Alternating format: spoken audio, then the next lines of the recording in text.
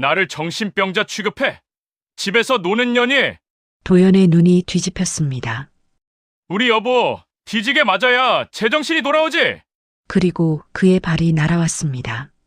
옆구리, 뺨, 개처럼 정신을 잃을 만큼 맞았습니다. 머리채가 잡혀 실외기실로 끌려갔습니다. 쾅! 문이 잠겼습니다. 어둠 속에서 하영은 벽에 기댄 채 숨을 고르고 있었습니다. 오늘의 이야기 시작 전에 댓글로 시청하고 계신 곳을 알려주시면 감사한 마음으로 정중히 인사드리고 싶습니다. 그럼 이야기 바로 시작하겠습니다. 하영과 도연이 결혼한 지 1년째 되던 날이었습니다. 도연의 승진 발표가 있었던 날이었죠. 그날 밤 도연은 무거운 발걸음으로 집에 돌아왔습니다. 또 떨어졌습니다. 세 번째였습니다. 하영은 조심스럽게 다가가 어깨에 손을 얹었습니다. 괜찮아요, 여보. 다음 기회가 있을 거예요. 그 순간이었습니다. 도연의 손이 하영의 발목을 강하게 움켜쥐었습니다. 멍이 즉시 올라왔습니다. 하영은 놀라 입을 다문 채 얼어붙었습니다. 말을 할 수 없었습니다. 도연은 곧 울며 매달렸습니다. 미안해, 나 요즘 진짜 무너져. 제발 떠나지 마. 하영은 하고 싶은 말을 삼켰습니다. 그 말은 목구멍을 넘지 못했습니다. 그날 이후 하영의 삶은 조금씩 무너지기 시작했습니다. 처음엔 물건을 던지는 것으로 시작됐습니다. 리모컨, 쿠션. 그러다 어느 순간부터 물건이 아니라 손이 날아왔습니다. 결혼 2년 차가 되던 어느 날이었습니다. 도연이 회식 후 늦게 들어왔습니다. 하영은 이미 잠들어 있었죠. 도연이 하영을 깨웠습니다. 왜 전화 안 받아? 하영은 눈을 비비며 일어났습니다. 자고 있었어요. 거짓말하지 마. 누구랑 통화하느라 안 받은 거지. 말이 끝나기 무섭게 재킷이 날아왔습니다. 하영의 얼굴에 정확히 맞았습니다. 금속 지퍼가 뺨을 긁었습니다. 피 한 줄기가 흘렀습니다. 하영은 몸을 작게 말고 바닥만 봤습니다. 대답하지 않았습니다. 움직이지도 않았습니다. 10분쯤 지났을까요? 도연이 무릎을 꿇고 다가왔습니다. 또 울고 있었습니다. 나도 내가 싫어, 나 진짜 고칠게. 하영은 감정을 지운 채 숨만 쉬었습니다. 아무 말도 하지 않았습니다. 그렇게 시간이 흘렀습니다. 같은 패턴이 반복됐습니다. 폭력, 사과, 눈물, 용서, 그리고 다시 폭력. 하영은 점점 말을 잃어갔습니다. 친구들과의 약속을 끊었습니다. 전화도 받지 않았습니다. 친정에도 거의 가지 않았습니다. 어머니가 물으면 괜찮다고만 했습니다. 엄마, 나 괜찮아. 그냥 바빠서 그래. 하지만 거울 속 하영의 얼굴은 점점 창백해지고 있었습니다. 눈가엔 다크서클이 짙게 내려앉았습니다. 미소는 사라진 지 오래였습니다. 도연의 폭력은 점점 더 예측 불가능해졌습니다. 어떤 날은 아무 이유 없이, 어떤 날은 밥이 짜다는 이유로, 어떤 날은 자신의 기분이 나쁘다는 이유만으로. 하영은 숨쉬는 것조차 조심스러워졌습니다. 도연이 문을 열고 들어오는 소리만 들려도 온몸이 긴장됐습니다. 발소리만으로 오늘의 기분을 파악해야 했습니다. 무거운 발소리는 위험 신호였습니다. 빠른 발소리는 더 위험했습니다. 하영은 자신도 모르게 생존 매뉴얼을 만들어가고 있었습니다. 눈을 마주치지 말 것, 대꾸하지 말 것, 작게 숨 쉴 것, 소리 내지 말 것. 그렇게 하영은 집안에서 투명 인간이 되어갔습니다. 어느 날 밤이었습니다. 하영은 화장실 거울 앞에 서 있었습니다. 팔뚝에 멍, 허벅지에 멍, 갈비뼈 부근에 시퍼런 자국. 하영은 거울 속 자신을 바라봤습니다. 낯선 사람이 서 있었습니다. 입술이 떨렸습니다. 하지만 울음은 나오지 않았습니다. 이미 눈물도 말라버린 것 같았습니다. 그때였습니다. 욕실 문이 열렸습니다. 거기서 뭐해? 도연의 목소리였습니다. 하영은 재빨리 긴 팔티를 입었습니다. 아무것도 아니에요. 빨리 나와. 내일 아침 일찍 나가야 하니까 도시락 싸놔. 네. 하영은 고개를 숙인 채 욕실을 나왔습니다. 그날 밤 하영은 부엌에서 도시락을 싸며 생각했습니다. 언젠가나 정말 죽을 수도 있겠다. 그 생각이 처음으로 선명하게 머릿속에 박혔습니다. 하지만 어떻게 해야 할지 몰랐습니다. 어디로 가야 할지도 몰랐습니다. 아니, 정확히는 갈 수 있을 거라고 믿지 못했습니다. 도연은 늘 말했습니다. 넌 나 없으면 아무것도 아니야. 내가 어디 가봤자 아무도 안 믿어. 다 내 잘못이야. 내가 날 이렇게 만든 거야. 하영은 그 말들을 믿기 시작했습니다.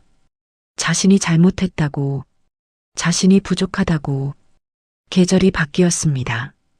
여름이 지나고 가을이 왔습니다. 폭력은 여전했습니다. 때로는 더 심해졌습니다. 하영의 몸은 점점 더 많은 상처로 덮여갔습니다. 보이지 않는 곳의 멍들, 긴 옷으로 가려지는 자국들.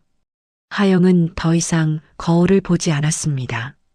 자신을 마주하는 게 두려웠습니다. 그리고 그의 겨울이 왔습니다. 김장을 해야 하는 날이었습니다. 하루 종일 배추를 다듬고 양념을 버무렸습니다. 팔은 부르트고 손은 까져 있었습니다. 한쪽엔 빨래가 산처럼 쌓여 있었습니다. 하영은 문득 깨달았습니다. 이대로라면 정말로 죽을 수도 있다는 것을. 그 감각이 이번엔 더 선명했습니다. 더 절박했습니다. 현관문이 열렸습니다. 하영의 어깨가 자동으로 굳었습니다. 그리고 그날 모든 게 바뀌기 시작했습니다. 그날은 김장하는 날이었습니다. 아침 일찍부터 하영은 배추를 씻고 절이고 양념을 만들었습니다. 손은 이미 빨갛게 부르튼 상태였습니다. 배춧잎 사이로 고춧가루가 스며들어 따가웠습니다. 오후가 되자 팔 전체가 저리기 시작했습니다. 허리도 끊어질 것 같았습니다. 거실 한쪽엔 빨래가 산처럼 쌓여 있었습니다. 설거지도 밀려 있었습니다. 하영은 잠시 주저앉아 손을 펴봤습니다. 손가락 마디마디가 뻣뻣했습니다. 그때 문득 생각이 들었습니다. 이대로면 언젠가 정말 죽겠다. 이 감각은 처음이 아니었습니다. 하지만 이번엔 달랐습니다. 더 선명했습니다. 더 절박했습니다. 하영은 천천히 일어났습니다. 이번엔 말해야 해. 3년 동안 삼켜온 말이었습니다. 도연에게 전문적인 도움이 필요하다는 걸 알았습니다. 이번엔 삼키지 말아야 한다고 생각했습니다. 저녁 6시쯤이었습니다. 현관문이 열렸습니다. 그 소리만으로 하영의 어깨가 자동으로 굳어버렸습니다. 도연이 들어왔습니다. 서류 가방을 바닥에 던졌습니다. 쾅! 집꼬라지가 이게 뭐야? 하영은 본능적으로 뒤로 물러났습니다. 얼굴을 막았습니다. 하지만 이번엔 말을 삼키지 않기로 했습니다. 여보, 목소리가 떨렸습니다. 병원 가보는 게 좋을 것 같아. 아주 작은 목소리였습니다. 간신히 목구멍을 넘긴 말이었습니다. 하지만 그 순간 도연의 눈이 확 뒤집혔습니다. 뭐, 그냥 상담이라도 한번. 나를 정신병자 취급해. 도연의 목소리가 커졌습니다. 집에서 노는 년이 감히 나한테 병원을 가라고. 발이 날아왔습니다. 옆구리, 뺨, 허벅지. 하영은 바닥에 쓰러졌습니다. 도연이 하영의 팔을 비틀었습니다. 삐걱 소리가 났습니다. 아, 짧은 비명이 터져 나왔습니다. 도연이 하영의 머리채를 잡았습니다. 끌고 갔습니다. 실외기실, 작고 좁은 공간이었습니다. 여름엔 뜨겁고 겨울엔 차가운 곳이었습니다. 하영이 바닥에 밀려 들어갔습니다. 쾅! 문이 닫혔습니다. 잠금 장치 소리가 들렸습니다.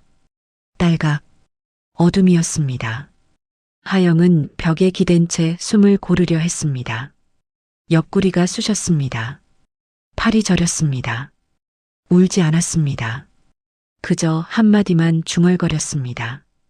끝났어. 밤이 깊어갔습니다. 하영은 시래기 옆 바닥에 웅크리고 앉아 있었습니다. 어둠 속에서 천천히 숨을 쉬었습니다. 목이 말랐습니다. 입술이 바짝 타들어갔습니다. 하지만 두려움은 없었습니다. 이상하게도 마음이 고요했습니다. 이제 정말 끝이야. 그 생각만 반복됐습니다. 시간이 흘렀습니다. 몇 시간이 지났는지 알 수 없었습니다.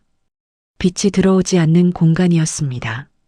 하영은 벽에 등을 기댄 채 가만히 있었습니다. 다음 날 아침이었습니다. 도연이 일어났습니다. 출근 준비를 했습니다. 샤워를 하고 양복을 입고 넥타이를 맸습니다. 거울을 보며 머리를 빗었습니다. 평소와 다를 게 없는 아침이었습니다. 구두를 신었습니다. 현관으로 나가기 전 시래기실 문 앞에 잠시 섰습니다. 그리고 부엌으로 갔습니다. 물 한 컵을 따랐습니다.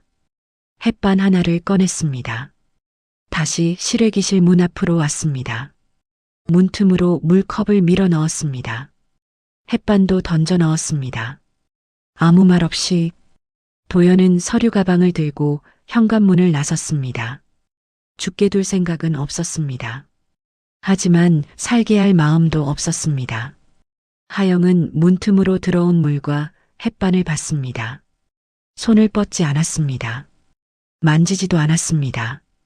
그냥 벽에 기댄 채 가만히 있었습니다. 탈수 증상이 시작되고 있었습니다. 입안이 바짝 말랐습니다. 머리가 어지러웠습니다. 하영은 천천히 눈을 감았습니다. 아빠, 처음으로 아버지 생각이 났습니다. 아버지가 걱정할까봐, 어머니가 눈치챌까봐, 전화도 최소한으로만 받았습니다. 나 괜찮아. 바빠서 그래. 늘 그렇게 말했습니다. 하지만 이제 더 이상 괜찮은 척 할 수 없을 것 같았습니다. 시간이 흘렀습니다. 하영의 의식이 점점 흐려지기 시작했습니다. 몸이 떨렸습니다. 물 한 모금도 마시지 않았습니다. 햇반도 건드리지 않았습니다. 움직일 힘도 없었습니다.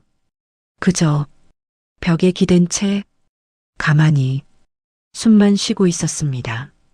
저녁이 됐습니다. 하영의 전화가 울렸습니다. 시래기실 밖에 있는 전화를 받을 수 없었습니다. 또 울렸습니다. 세 번째 전화가 왔습니다. 여전히 응답 없음. 어둠 속에서 하영은 눈을 감은 채 천천히 숨을 쉬고 있었습니다. 이제 그 생각만 희미하게 머릿속을 맴돌았습니다. 밤이 깊어갔습니다. 집안은 조용했습니다. 시래기실 안 하영은 여전히 그 자리에 있었습니다. 움직이지 않았습니다. 울지도 않았습니다. 그저 숨만 천천히 쉬고 있었습니다. 이틀째가 되어가고 있었습니다. 이틀째 되던 날 오전이었습니다. 친정아버지 박종환은 휴대폰을 보고 있었습니다. 하영에게서 연락이 없었습니다. 어제도 그제도 전화를 걸었습니다. 응답 없음. 다시 걸었습니다. 여전히 응답 없음. 세 번째 전화. 받지 않았습니다. 종아의 표정이 굳었습니다. 하영은 평소에도 연락이 뜸한 편이었습니다. 하지만 이틀 동안 완전히 연락이 두절된 건 처음이었습니다. 종아는 즉시 통화 기록을 확인했습니다. 마지막 통화는 사흘 전이었습니다. 위치 추적도 했습니다. 집, 계속 집에만 있었습니다. 움직임이 없었습니다. 종아는 직감적으로 느꼈습니다. 뭔가 잘못됐어.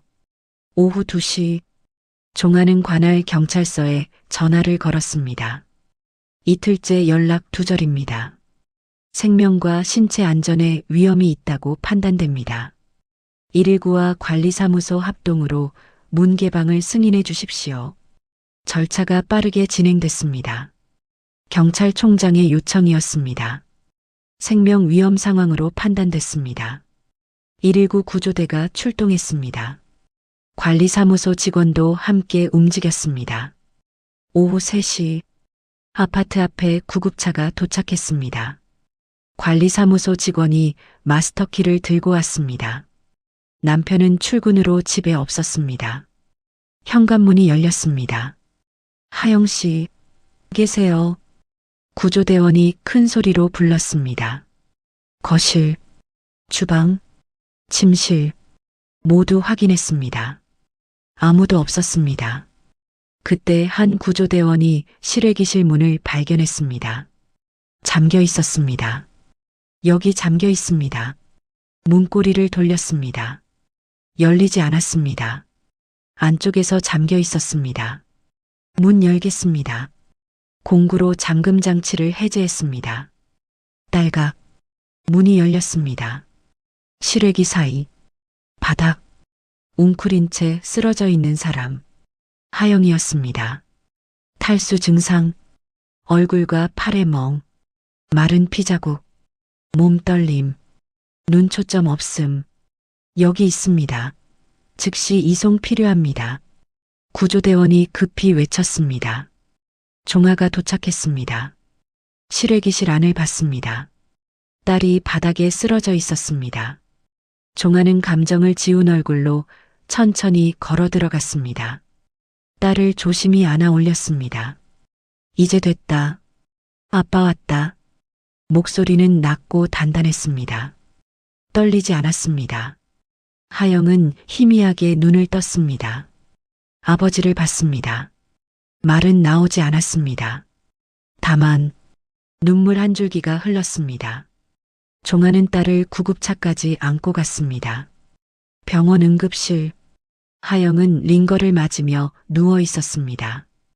의료진이 빠르게 움직였습니다. 탈수 심각합니다. 수액 투여 중입니다. 전신에 다발성 멍과 타박상이 보입니다. 팔 부위 염좌 의심됩니다. 종아는 침상 옆에 서서 딸을 내려다봤습니다. 아무 말도 하지 않았습니다. 하영은 천천히 숨을 들이쉬었습니다. 정신이 조금씩 돌아오고 있었습니다. 1시간 후 담당 의사가 종아에게 다가왔습니다. 상해 진단서 발급 가능합니다. 전신 타박상, 염좌, 그리고 감금으로 인한 탈수 증상이 명확합니다. 사진 촬영 부탁드립니다. 네, 이미 촬영 완료했습니다. 증거였습니다. 상해 진단서, 감금 진단서, 멍 사진, 타박상 사진, 실외기실 현장 사진 모두 확보됐습니다. 종아는 고개를 끄덕였습니다. 저녁이었습니다. 하영은 침상에 누워 천장을 보고 있었습니다. 링거줄이 팔에 꽂혀 있었습니다. 종아가 침상 옆 의자에 앉았습니다. 하영아. 하영이 천천히 고개를 돌렸습니다. 아빠가 늦었구나. 종아의 목소리가 낮게 깔렸습니다. 하영은 고개를 저었습니다. 아니에요. 제가 말 안 했으니까요. 목소리가 갈라졌습니다. 종아는 딸의 손을 잡았습니다. 이제 아빠가 처리한다. 넌 아무 걱정하지 마. 하영은 눈을 감았습니다. 눈물이 또 흘렀습니다. 하지만 이번엔 달랐습니다. 두려움의 눈물이 아니었습니다. 안도였습니다. 이제 정말 끝낼 수 있어. 그날 밤 종아는 병원 복도에서 전화를 걸었습니다. 형사 전문, 이혼 전문, 2명의 변호사에게 연락했습니다. 내일 아침 병원으로 와주십시오. 상담 필요합니다. 네, 총장님. 바로 가겠습니다. 전화를 끊었습니다. 종아는 창밖을 봤습니다. 밤하늘이 어두웠습니다. 표정은 여전히 차가웠습니다. 병실 안. 하영은 천천히 숨을 쉬고 있었습니다. 울지 않았습니다. 정신이 또렷해지고 있었습니다. 3년 동안 흐려져 있던 정신이 조금씩 깨어나고 있었습니다. 이제 내가 할 수 있는 게 있어. 하영은 눈을 떴습니다. 천장이 보였습니다. 형광등 불빛이 환했습니다. 실외기실의 어둠이 아니었습니다. 하영은 천천히 숨을 들이쉬었습니다. 시작이야. 진짜 시작이었습니다. 끝이 아니라 시작. 하영은 침상에 누운 채 천천히 다음을 준비하기 시작했습니다. 다음 날 아침 9시였습니다. 병원 상담실에 사람들이 모였습니다. 박종아, 변호사, 그리고 하영, 변호사 김도윤이었습니다. 형사와 이혼 전문이었습니다. 도윤은 서류 가방을 열었습니다. 서류들을 꺼내 테이블에 펼쳤습니다. 총장님, 먼저 확보된 증거부터 확인하겠습니다. 상해 진단서, 감금 진단서, 멍사진, 타박상 사진, 실외기실 현장 사진, 모두 정리되어 있었습니다. 이 정도면 충분합니다. 폭행, 상해, 감금, 모두 입증 가능합니다. 도윤이 말했습니다. 하영은 조용히 앉아서 듣고 있었습니다. 하영 씨, 도윤이 하영을 봤습니다. 제가 드릴 말씀이 있습니다. 하영이 고개를 들었습니다. 감정으로 가면 집니다. 도윤의 목소리가 단호했습니다. 울분도 이해합니다. 분노도 당연합니다. 하지만 법정에서 중요한 건 감정이 아닙니다. 도윤이 서류를 톡톡 쳤습니다. 증거입니다. 우린 증거로 끝냅니다. 하영은 천천히 고개를 끄덕였습니다. 감정에 휘둘리지 마십시오. 냉정하게 가야 이깁니다. 도윤이 다시 말했습니다. 종아가 입을 열었습니다. 형사 고소와 이혼 소송 동시에 진행 가능합니까? 가능합니다. 오히려 권장합니다. 형사는 처벌, 이혼은 관계 정리. 두 트랙으로 가는 게 효과적입니다. 접근 금지는요? 즉시 신청 가능합니다. 100m 접근 금지 명령 받아내겠습니다. 도윤이 확신에 찬 목소리로 답했습니다. 오전 10시 상담실 문이 열렸습니다. 한 남자가 들어왔습니다. 정신과 전문의 박서준이었습니다. 종아가 요청한 사람이었습니다. 서준은 자리에 앉았습니다. 총장님, 요청하신 자료 가져왔습니다. 서준이 파일을 꺼냈습니다. 남편분 이름이 최도연 맞습니까? 맞습니다. 과거 진료 기록이 있습니다. 하영이 깜짝 놀라 고개를 들었습니다. 네.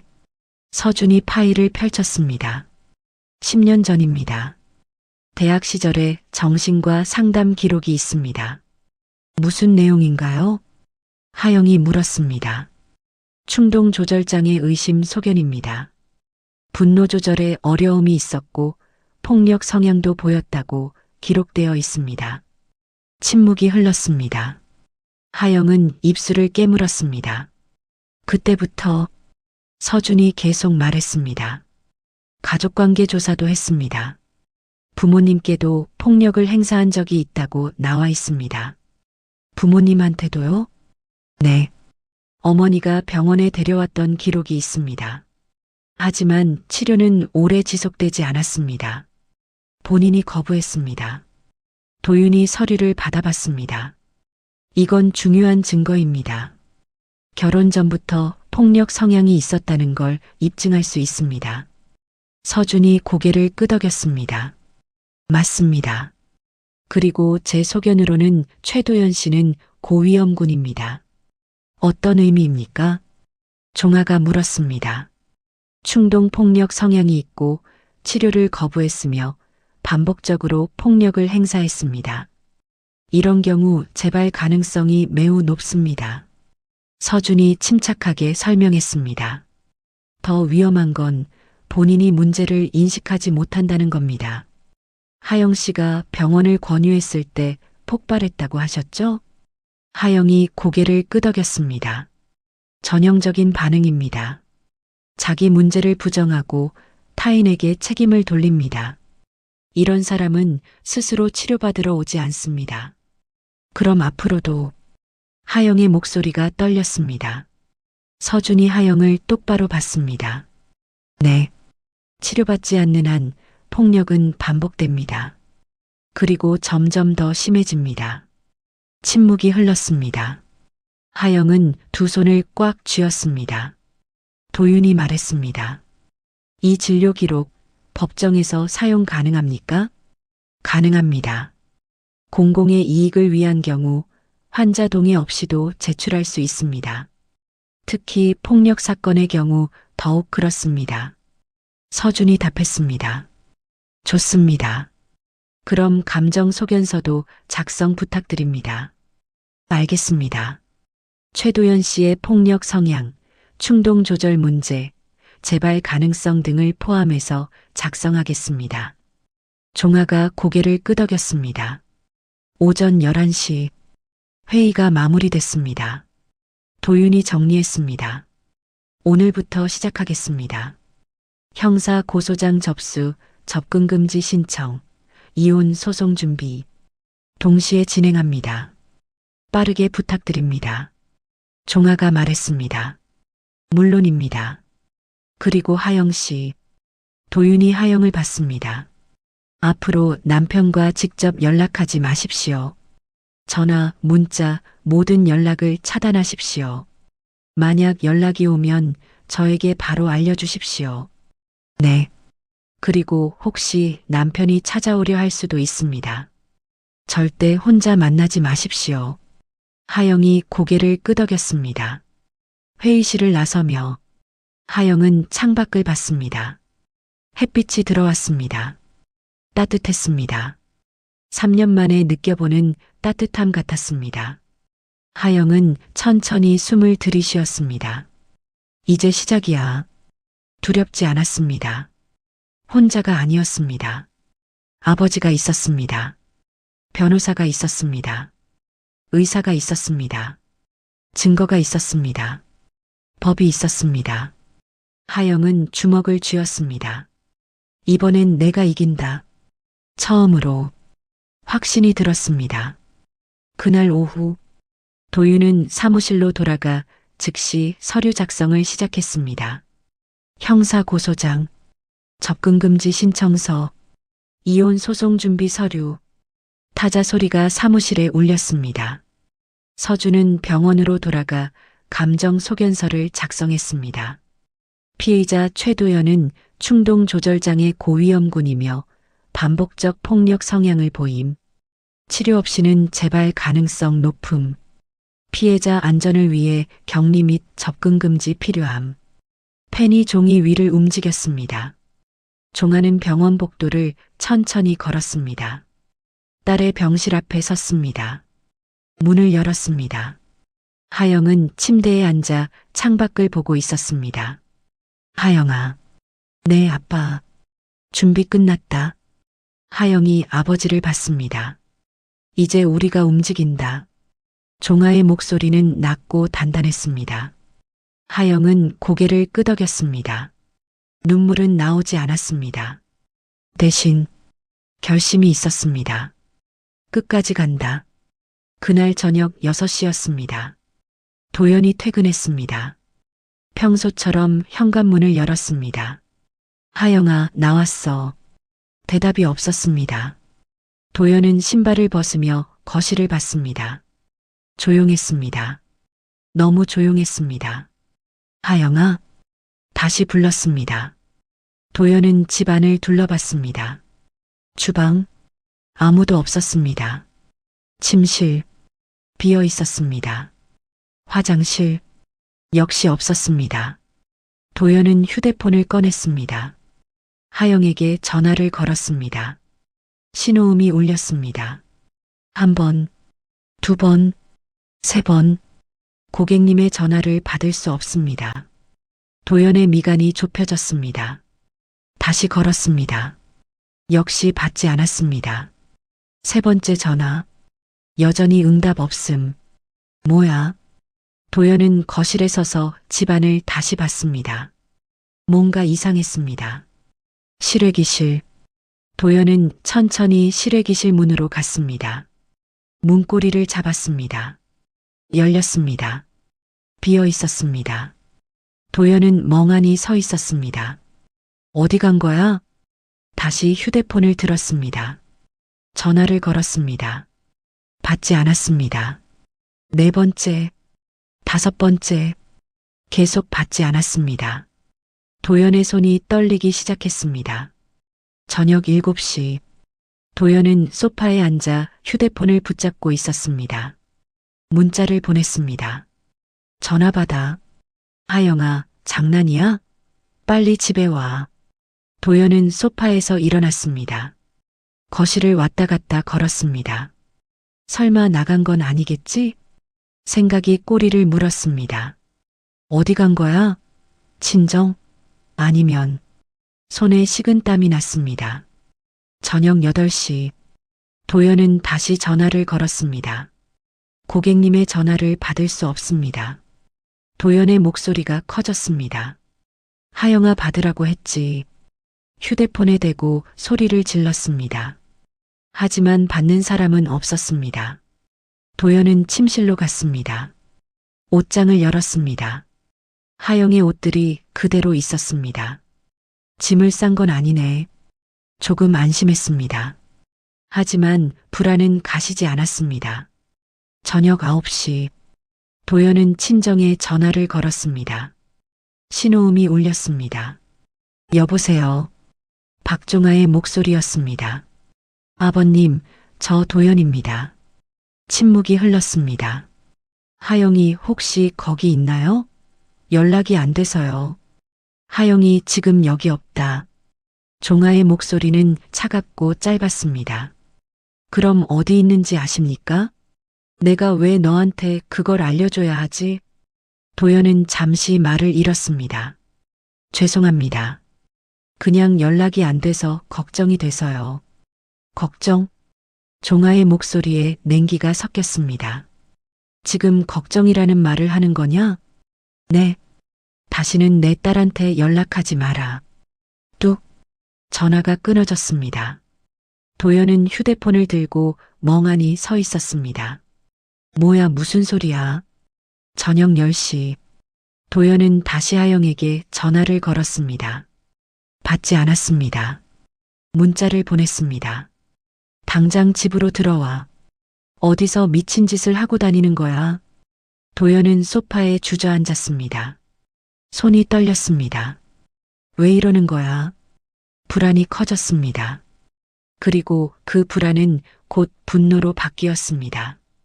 도연은 다시 전화를 걸었습니다. 받지 않았습니다. 또 걸었습니다. 여전히 받지 않았습니다. 받으라고 소리를 질렀습니다. 하지만 아무도 듣지 않았습니다. 저녁 11시 도연은 휴대폰을 붙잡고 문자를 계속 보냈습니다. 하영아, 진짜 화낼 거야. 지금 당장 연락 안 하면 끝이야. 너 지금 뭐 하는 거야? 넌 경찰백으로 날 죽이려고 그러는 거지? 피해자는 나야. 모든 문자가 읽히지 않았습니다. 도연은 휴대폰을 바닥에 내던졌습니다. 쾅! 하지만 곧 다시 주워들었습니다. 손이 떨리고 있었습니다. 밤 12시 도연은 소파에 앉아 천장을 보고 있었습니다. 집은 여전히 조용했습니다.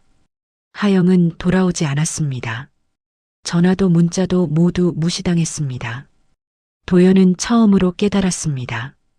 진짜 안 돌아올 수도 있겠다. 그 생각이 머릿속을 채웠습니다. 손이 더 심하게 떨렸습니다. 아니야, 설마. 하지만 불안은 계속 커졌습니다. 새벽 1시 도연은 침대에 누웠지만 잠들지 못했습니다. 천장만 보고 있었습니다. 휴대폰을 또 확인했습니다. 하영에게서 아무 연락도 없었습니다. 도연은 다시 전화를 걸었습니다. 고객님의 전화를 받을 수 없습니다. 도연은 휴대폰을 침대 옆에 던졌습니다. 눈을 감았습니다. 하지만 잠이 오지 않았습니다. 머릿속이 복잡했습니다. 왜 이렇게 된 거야? 내가 뭘 잘못한 거야? 하영이가 왜? 생각이 꼬리에 꼬리를 물었습니다. 새벽 3시, 도연은 여전히 잠들지 못했습니다. 일어나 거실로 나왔습니다. 불을 켰습니다. 텅 빈 거실이었습니다. 아무도 없었습니다. 도연은 소파에 앉았습니다. 머리를 감싸쥐었습니다. 하영아, 작게 중얼거렸습니다. 하지만 대답은 없었습니다. 다음 날 아침, 도연은 거의 잠들지 못한 채 출근했습니다. 눈 밑에 다크서클이 짙게 내려앉았습니다. 회사에서도 집중이 되지 않았습니다. 휴대폰만 계속 확인했습니다. 하영에게서 아무 연락도 없었습니다. 점심시간에 다시 전화를 걸었습니다. 고객님의 전화를 받을 수 없습니다. 도연은 휴대폰을 꽉 쥐었습니다. 대체 뭐가 어떻게 된 거야? 불안과 분노가 뒤섞였습니다. 하지만 할 수 있는 건 아무것도 없었습니다. 하영은 전화를 받지 않았습니다. 문자도 읽지 않았습니다. 그 어떤 반응도 보이지 않았습니다. 도연은 처음으로 통제할 수 없는 상황에 놓였습니다. 그리고 그것이 그를 더욱 불안하게 만들었습니다. 그날 오후 도연의 휴대폰이 울렸습니다. 모르는 번호였습니다. 받았습니다. 여보세요? 최도연 씨 맞습니까? 낯선 남자의 목소리였습니다. 네, 그런데요. 저는 변호사 김도윤입니다. 도연의 얼굴이 굳었습니다. 폭행, 상해, 감금 혐의로 형사 고소장이 접수됐습니다. 곧 경찰 조사 받으실 겁니다. 뚝, 전화가 끊어졌습니다. 도연은 휴대폰을 든 채 얼어붙었습니다. 손이 떨렸습니다. 온몸이 차가워졌습니다. 뭐라고? 사흘 후였습니다. 도연은 경찰서 조사실에 앉아 있었습니다. 형사 2명이 맞은편에 앉았습니다. 최도연 씨, 폭행과 감금 혐의에 대해 조사하겠습니다. 형사가 서류를 펼쳤습니다. 저는 그런 적 없습니다. 도연의 목소리가 떨렸습니다.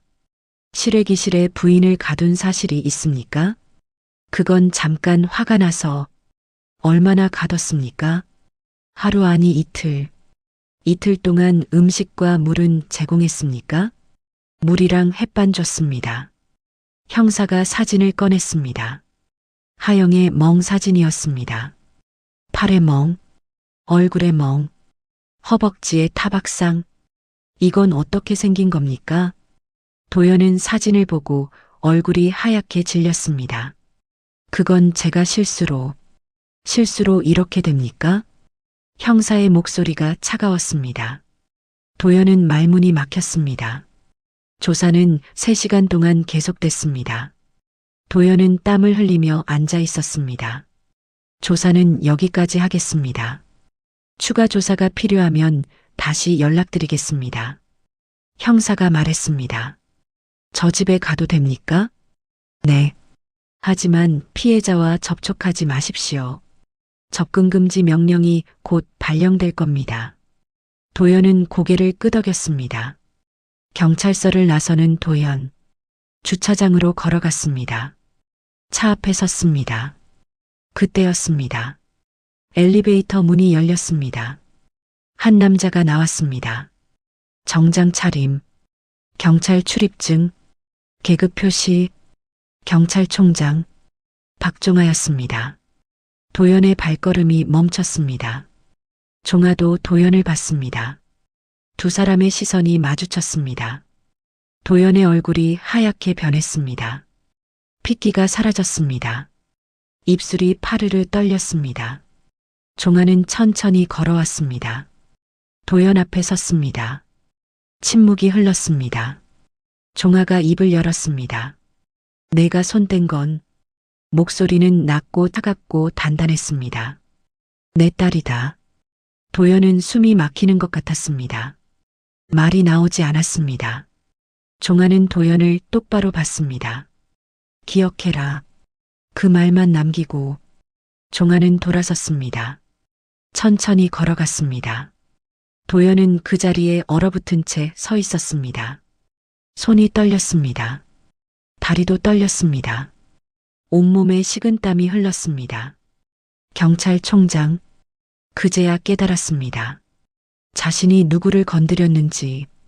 집으로 돌아온 도연, 소파에 주저앉았습니다. 머리를 감싸쥐었습니다. 어떡하지? 생각이 꼬리를 물었습니다. 휴대폰이 울렸습니다. 회사 인사팀이었습니다. 여보세요? 최도연 대리님, 인사팀입니다. 내일 오전 10시에 인사팀으로 와주시기 바랍니다. 무슨 일입니까? 오시면 말씀드리겠습니다. 뚝. 전화가 끊어졌습니다. 도연은 휴대폰을 들고 멍하니 앉아 있었습니다. 불안이 커졌습니다. 다음 날 아침, 도연은 인사팀에 갔습니다. 인사팀장이 서류를 꺼냈습니다. 최도연 대리님, 가정폭력 관련 형사사건으로 입건되신 거 맞습니까? 도연의 얼굴이 굳었습니다. 그건 오해입니다. 오해 여부는 중요하지 않습니다. 회사 이미지에 심각한 타격을 줄 수 있는 사안입니다. 인사팀장의 목소리가 차갑게 식었습니다. 징계위원회에 회부됩니다. 그 전까지 직위해제 조치합니다. 직위해제요? 네. 업무에서 배제되며 사무실 출입도 제한됩니다. 서류가 앞으로 밀려왔습니다. 서명하십시오. 도연은 떨리는 손으로 펜을 잡았습니다. 서명했습니다. 회사를 나서는 도연. 복도를 걸었습니다. 동료들이 수군거렸습니다. 저 사람 가정폭력으로 걸렸대. 진짜? 완전 충격이네. 부인을 가뒀다던데. 말도 안 돼. 도연은 고개를 숙인 채 걸었습니다. 사람들의 시선이 느껴졌습니다. 수군거림이 들렸습니다. 엘리베이터에 올랐습니다. 문이 닫혔습니다. 도연은 거울에 비친 자신을 봤습니다. 초췌한 얼굴, 다크서클, 떨리는 눈동자. 이게 내 모습이야? 며칠 후, 법원에서 접근금지 명령이 발령됐습니다. 100m 접근금지, 3년간 유효. 도연은 서류를 받아들고 멍하니 앉아 있었습니다. 하영이를 만날 수도 없다고? 현실이 실감나지 않았습니다. 며칠 전까지만 해도 하영은 집에 있었습니다. 자신의 말을 들었습니다. 자신이 통제할 수 있었습니다. 그런데 지금은 하영은 사라졌습니다. 연락도 되지 않습니다. 경찰 조사를 받았습니다. 회사에서 직위해제됐습니다. 접근금지 명령까지 받았습니다. 어떻게 이렇게 됐지? 도연은 소파에 쓰러져 있었습니다. 일주일 후 징계위원회가 열렸습니다. 도연은 회의실에 혼자 앉아 있었습니다. 임원 5명이 앞에 앉았습니다. 최도연 대리 형사사건이 진행 중이고 언론에도 보도될 가능성이 있습니다. 회사는 이런 사안에 대해 무관용 원칙을 적용합니다. 징계위원회 결정입니다. 해고 처분. 도연의 머릿속이 하얘졌습니다. 해고? 네. 즉시 발령됩니다. 서류가 앞으로 밀려왔습니다. 짐을 정리하고 오늘 중으로 퇴사 처리하십시오. 도연은 서류를 받아들고 일어났습니다. 다리에 힘이 없었습니다. 회의실을 나섰습니다. 회사 복도, 마지막으로 걷는 길이었습니다. 사람들은 그를 쳐다보지 않았습니다.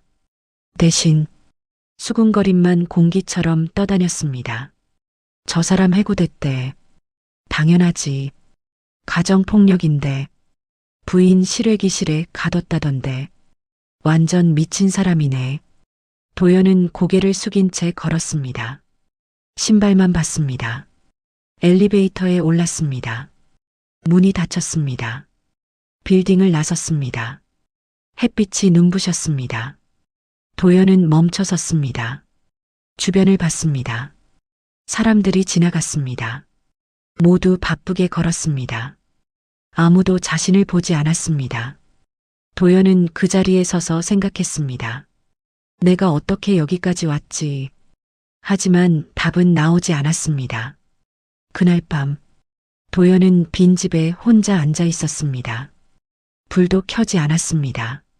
어둠 속에서 가만히 앉아 있었습니다. 모든 게 무너졌습니다. 아내, 직장, 미래, 모두 사라졌습니다. 도연은 무릎을 안고 앉았습니다. 울지도 않았습니다. 그냥 어둠 속에 혼자 앉아 있었습니다. 그리고 처음으로 깨달았습니다. 끝났구나. 진짜로 끝났습니다. 한 달 후였습니다. 법원 복도. 도연은 변호사와 함께 앉아 있었습니다. 최악의 경우 실형도 가능합니다. 변호사가 조용히 말했습니다. 실형이요? 도연의 목소리가 떨렸습니다. 폭행, 상해, 감금. 세 가지 혐의 모두 증거가 명확합니다. 의료 기록, 사진, 현장 증거 모두 있습니다. 합의는 안 됩니까?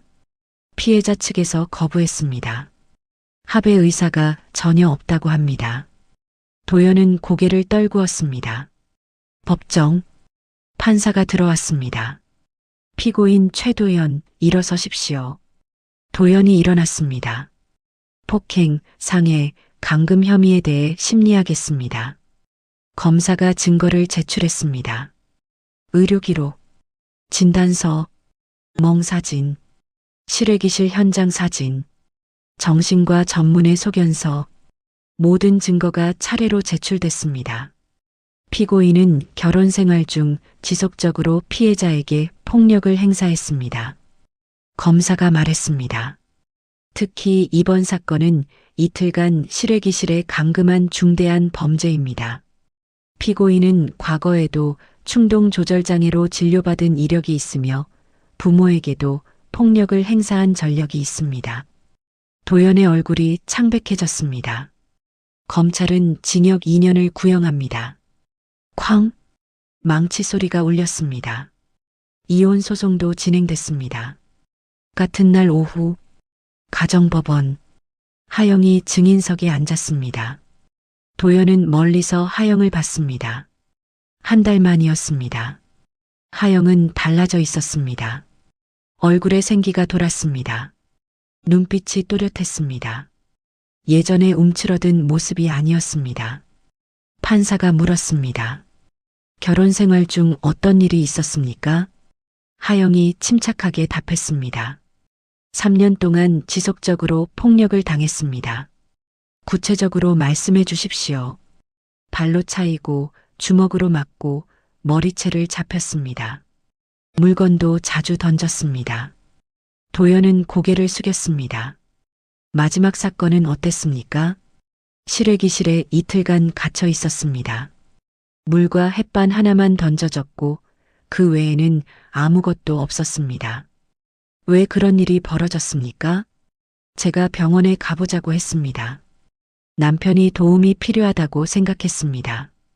하영의 목소리는 떨리지 않았습니다. 그랬더니 폭력이 시작됐습니다. 판사가 고개를 끄덕였습니다. 변호사 김도윤이 일어섰습니다. 피고는 충동조절장애 진단을 받은 적이 있으며 치료를 거부했습니다. 서류를 제출했습니다. 결혼 전부터 폭력 성향이 있었고 가족에게도 폭력을 행사한 전력이 있습니다. 이런 사람과의 결혼 생활은 피해자의 생명을 위협합니다. 이혼과 함께 위자료 청구합니다. 판사가 서류를 검토했습니다. 1시간 후 판사가 판결을 내렸습니다. 이혼을 인용합니다. 위자료는 3천만 원으로 결정합니다. 접근금지 명령은 3년간 유지합니다. 쾅! 망치가 내려쳤습니다. 도연은 그 자리에 앉은 채 움직이지 못했습니다. 끝났어. 모든 게 끝났습니다. 법원을 나서는 하영. 햇빛이 쏟아졌습니다. 종아가 딸 옆에 서 있었습니다. 수고했다. 네, 아빠. 하영은 하늘을 올려다봤습니다. 맑았습니다. 바람이 불었습니다. 차갑지 않았습니다. 한편 도연은 법원 계단에 앉아 있었습니다. 사람들이 지나갔습니다. 아무도 그를 보지 않았습니다. 도연은 손으로 얼굴을 가렸습니다. 내가 뭘 한 거지? 후회가 밀려왔습니다. 하지만 이미 늦었습니다. 일주일 후 형사재판 판결이 나왔습니다. 피고인 최도연에게 징역 1년 6개월을 선고합니다. 집행유예 3년, 보호관찰 2년, 폭력치료 프로그램 이수 명령, 쾅! 도연은 법정에서 나왔습니다. 실형은 면했습니다. 하지만 집행유예였습니다. 3년 동안 한 번이라도 문제를 일으키면 그대로 교도소행이었습니다. 도연은 집으로 돌아왔습니다. 빈집이었습니다. 거실, 주방, 침실 모두 텅 비어 있었습니다. 하영의 흔적은 모두 사라졌습니다. 도연은 소파에 앉았습니다. 텔레비전을 켰습니다. 화면만 보고 있었습니다. 내용은 머리에 들어오지 않았습니다. 며칠 후 도연은 구직 사이트를 열었습니다. 이력서를 작성했습니다. 하지만 전과 기록, 집행유예, 어디에도 쓸 수 없었습니다. 면접을 봐도 혹시 범죄 경력이 있으십니까? 네. 어떤 내용입니까? 폭행과 감금입니다. 아, 죄송하지만 저희는 계속 떨어졌습니다. 한 달이 지났습니다. 도연은 여전히 빈집에 있었습니다. 친구들도 연락이 끊겼습니다. 야, 들었어. 너 부인 때렸다며? 미안한데 나 좀 바빠서 나중에 연락할게. 뚝. 전화가 끊어졌습니다. 다시는 연락이 오지 않았습니다. 도연은 거울 앞에 섰습니다.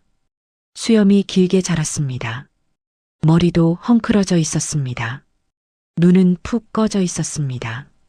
이게 나야? 거울 속 모습이 낯설었습니다. 저녁이었습니다. 도연은 편의점 도시락을 먹고 있었습니다.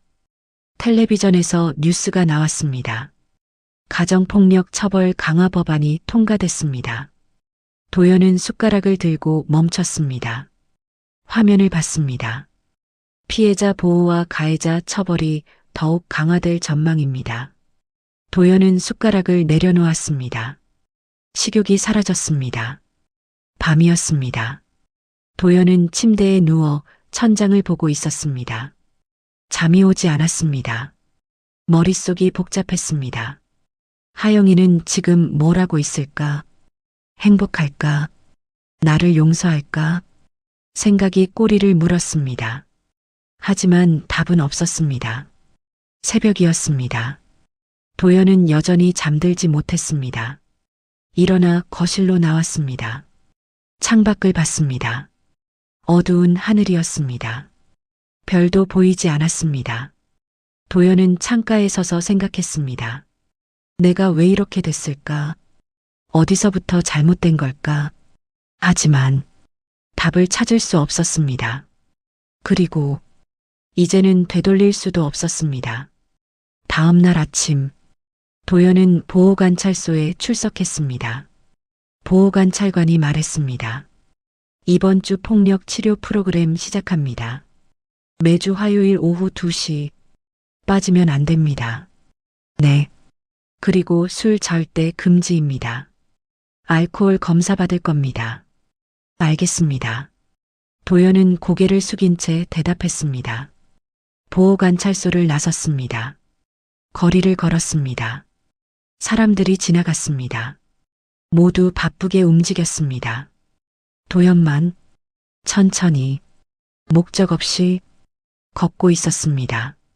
앞으로 어떻게 살아야 하지? 그 생각만 머릿속을 맴돌았습니다. 하지만 답은 나오지 않았습니다. 그저 걸을 뿐이었습니다. 텅 빈 거리를 혼자 6개월 후였습니다.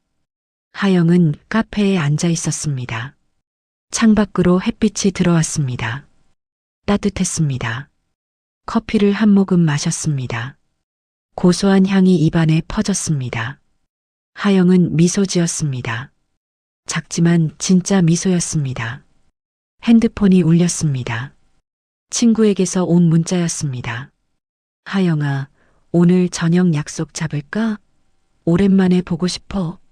하영은 답장을 보냈습니다. 좋아. 6시에 보자. 친구들과의 연락이 다시 시작됐습니다. 끊어졌던 관계들이 조금씩 이어지고 있었습니다. 카페를 나선 하영. 거리를 걸었습니다. 봄바람이 불었습니다. 머리카락이 날렸습니다. 하영은 걸음을 멈추고 하늘을 올려다봤습니다. 구름 한 점 없이 맑았습니다. 참 좋은 날이다. 그렇게 생각했습니다. 하영은 새 직장을 구했습니다. 작은 출판사였습니다. 편집 보조 일을 했습니다. 사람들은 친절했습니다. 하영 씨, 이번 원고 정말 잘 봐주셨어요. 고맙습니다. 하영은 웃으며 답했습니다. 일이 즐거웠습니다. 매일 아침 출근하는 게 기대됐습니다. 저녁이었습니다. 친구들과 식사를 했습니다. 하영아, 요즘 되게 밝아진 것 같아. 친구가 말했습니다. 그래, 응. 예전이랑 완전 달라 보여. 하영은 잠시 생각했습니다. 맞아. 나 달라졌어. 많이 힘들었지? 친구가 조심스럽게 물었습니다. 응, 진짜 힘들었어. 하영은 솔직하게 답했습니다. 하지만 이제 괜찮아. 정말로. 친구가 하영의 손을 잡았습니다. 잘 견뎌줘서 고마워. 하영은 고개를 끄덕였습니다. 눈시울이 붉어졌습니다. 하지만 슬픔의 눈물이 아니었습니다. 집으로 돌아온 하영. 작은 원룸이었습니다. 아담했습니다. 하지만 온전히 자신만의 공간이었습니다. 하영은 침대에 누워 천장을 봤습니다. 형광등 불빛이 환했습니다. 실외기실의 어둠이 아니었습니다. 하영은 천천히 숨을 들이쉬었습니다. 이제 내 삶은 내 거야. 그 생각이 확신으로 자리 잡았습니다. 주말이었습니다. 하영은 친정을 방문했습니다. 종아가 문을 열었습니다. 왔구나. 네, 아빠. 하영은 집 안으로 들어갔습니다. 어머니가 부엌에서 나왔습니다. 하영아, 많이 먹어야 해. 너무 말랐어. 엄마, 나 살 다시 찌고 있어. 하영은 웃으며 답했습니다. 식탁에 둘러앉았습니다. 따뜻한 밥상이었습니다. 하영아, 요즘 어때? 종아가 물었습니다. 좋아요. 회사도 괜찮고 사람들도 좋아요. 밤에 잘 자니? 네. 요즘엔 잘 자요. 하영은 편안하게 답했습니다. 종아는 딸을 바라봤습니다. 표정이 부드러워졌습니다. 잘하고 있구나. 네, 아빠. 식사 후 하영은 거실 창가에 서서 밖을 봤습니다. 아파트 단지 안나무들이 보였습니다. 새순이 돋아나고 있었습니다. 봄이었습니다. 종아가 옆에 섰습니다. 하영아. 네. 아빠가 미안하다. 하영이 아버지를 봤습니다. 왜요? 더 일찍 알아챘어야 했는데. 종아의 목소리가 낮게 깔렸습니다. 하영은 고개를 저었습니다. 아니에요. 제가 말 안 했으니까요. 그래도 아빠, 이제 괜찮아요. 정말로. 하영은 아버지의 손을 잡았습니다. 제가 이겨냈잖아요. 종아는 딸의 손을 꽉 잡았습니다. 그래, 내가 잘 이겨냈다. 그날 밤, 하영은 집으로 돌아왔습니다. 샤워를 하고 침대에 누웠습니다. 핸드폰을 열었습니다. 사진첩을 봤습니다. 최근 찍은 사진들이었습니다. 친구들과의 사진, 카페에서 찍은 사진, 하늘을 찍은 사진, 모두 밝았습니다. 하영은 사진들을 보며 미소 지었습니다. 며칠 후, 하영은 법원에서 최종 판결문을 받았습니다. 모든 절차가 끝났습니다. 이혼 확정, 위자료 확정, 접근금지 확정, 모든 게 정리됐습니다. 하영은 법원 계단에 섰습니다. 하늘을 올려다봤습니다. 구름이 천천히 흘러갔습니다. 하영은 깊게 숨을 들이쉬었습니다. 그리고 천천히 내쉬었습니다. 끝났어. 진짜로. 하영은 거리를 걸었습니다. 사람들이 지나갔습니다. 모두 자신의 삶을 살고 있었습니다. 하영도 이제 자신의 삶을 살 수 있었습니다. 누구의 눈치도 보지 않고, 누구의 통제도 받지 않고, 온전히 자기 자신으로 공원에 들렀습니다. 벤치에 앉았습니다. 아이들이 뛰어놀고 있었습니다. 웃음소리가 들렸습니다.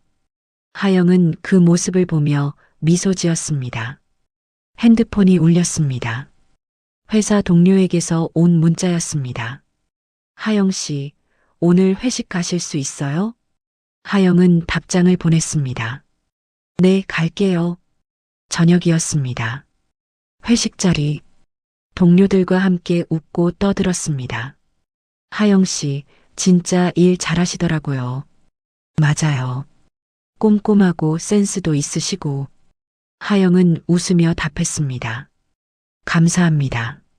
따뜻한 자리였습니다. 하영은 그 순간을 즐겼습니다. 밤늦게 집으로 돌아왔습니다.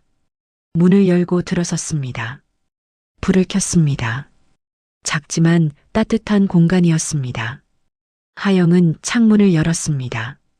밤바람이 들어왔습니다. 차갑지 않았습니다. 시원했습니다. 하영은 창가에 서서 밖을 봤습니다. 별이 보였습니다. 빛나고 있었습니다. 하영은 천천히 숨을 들이쉬었습니다. 그리고 조용히 말했습니다.